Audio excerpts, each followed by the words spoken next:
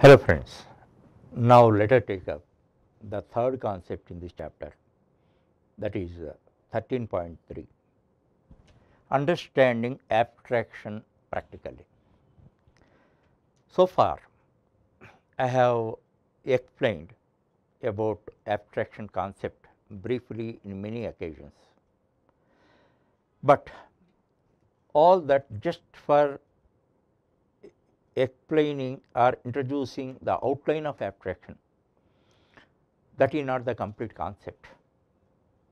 Why I did not explain it completely at that juncture, you may get a doubt. The reason is, until unless you understand inheritance and polymorphism, you cannot understand the spirit of abstraction. In other words, if you have perfect knowledge over inheritance and polymorphism concepts, then only you can understand the real advantage of the concept of abstraction. What is its contribution in designing project design, you can understand. If you understand the real spirit of abstraction, then you can develop softwares very easily. Whatever the complexity is there and all that, it is bifurcated.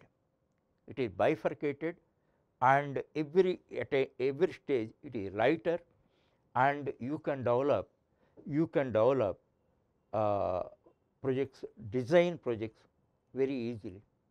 Otherwise, if we have to develop any project, software project, it is like a forest, where you have to start, where you have to end, you never know. That is why if you understand the spirit of abstraction in designing, you can design projects very easily. Once design is proper, implementation will be comfortable. One thing I am telling you again and again, designing is different, implementation is different. While you are designing things, do not think of implementation. Do not think of implementation. Now you want to construct a house, for example. Then first you design the house depending on the plot, budget, etc., and all that, according to your requirements. First you design the house. How many bedrooms are required? What is the size of a drawing room? Other things, how much backyard is required, all that you decide. At the designing stage, you never think of how to construct, how to implement that. Implementation is different phase. So, here first thing is you must understand, you must underline that designing is different from implementation. At a design stage, you have to think of only designing, not about implementation. So, for this purpose, actually simple example, I start with a simple example, thereafter number of examples I give. Now, you see, you write a code like this, 9 plus 5, you know that these are data items, this is plus a symbol. A symbol indicates one action. What is that action? Addition, adding two numbers. So, we look at it whenever you see plus, what is indicated? What is indicated? Addition, adding two values, but you never think of how it is implemented. So, only its functionality, you recognize an element by its functionality, but you never think of it implementations. Implementations are hidden. So, in abstraction, you have to think in that abstract manner. In this case, first what we do, first we have to understand what is the meaning of abstraction. As I explained many times, look at the essential and ignore the rest. What are essential at a design stage, how it should be, what are the functionalities, those are required, look at them and ignore the rest, how those are implemented and all that, just ignore and focus on core functionalities and ignore the implementation details.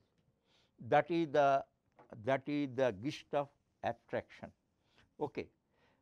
Now, let us take how abstraction is useful. Abstract way of thinking, abstraction means what you have to understand is abstract way of thinking. How abstract way of thinking is useful in project designing, you can understand that. Now, you see, we have to deal with a bank account. So, first you start with a bank account, general bank account, that is all. Now, you do not think of SBI account or current deposit account or overdraft account or recurring deposit account, just you think of bank account. In case of bank account, which properties are required, which functionalities are required, which properties are essential, that identification of those properties are called function abstraction, data abstraction. That means which data items are required, essential for this project, if you identify, that is function abstraction. Which methods are required, which basic methods are required, if you understand that is function abstraction, that is very much required. In the previous concept I explained to you, you are talking about vehicle. When you think of vehicle, you do not think of a bike, nor car, nor a bus, you think of vehicle. In vehicle, which functionalities are there? Starting, acceleration, applying brake, releasing brake, stopping this thing. These operations are applicable commonly to all the vehicles. It may be bike, it may be car, it may be a truck, or it may be a bus. Understand? Now, that way you have to think of, that is called abstract way of thinking. Now, let us come to bank account. Bank account means everybody can understand, that is why I am starting with that. Now, as far as data items are concerned, now data abstraction we make. What are required? Any bank account you take, what are the common things? A customer name, account type, account number, balance. Every account should be started with some balance. Okay. So, these are data items. There may be, if you go for an SBI account or some OD account or some other account, some special properties may be there. In that subclass, we can add the properties.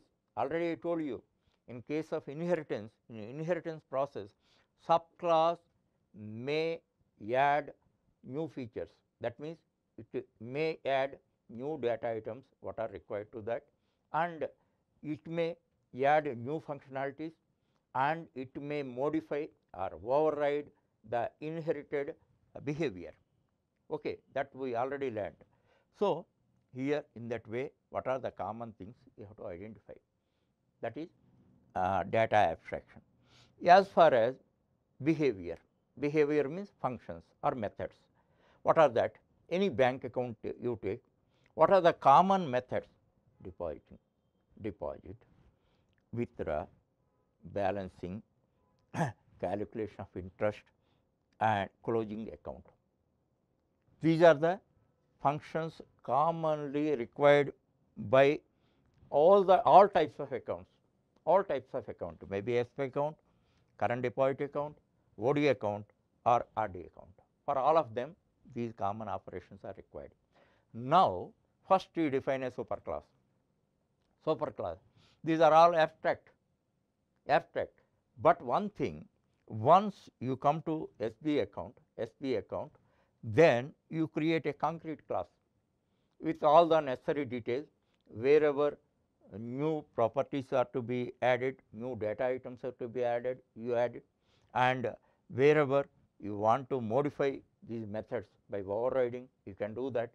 You can add fewer methods additionally also. So, in that way you can define the concrete classes.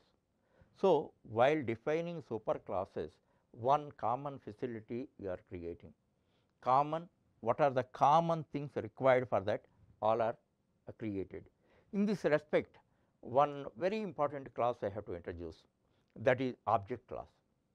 Object class, already I introduced to you some methods like get class, equals, etc., and all that. Those methods are provided by object class, but those are not defined by other Java classes. But every other Java class is in a position to utilize those methods belong to instance method belong to object class whenever they require. If they want, they modify them also.